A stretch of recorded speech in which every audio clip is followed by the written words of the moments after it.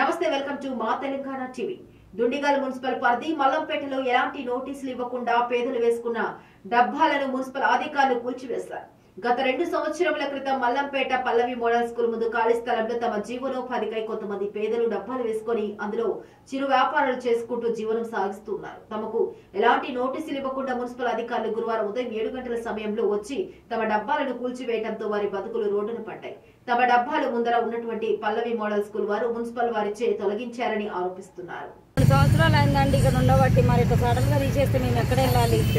మేము ఎట్లా బతకాలి? మాకు ఏదో ఒక సాయం చేయాలి కదా, చేస్తారనే కదా. మరి ఇక్కడ ఏం బిజినెస్ చేస్తారమ్మా మీరు?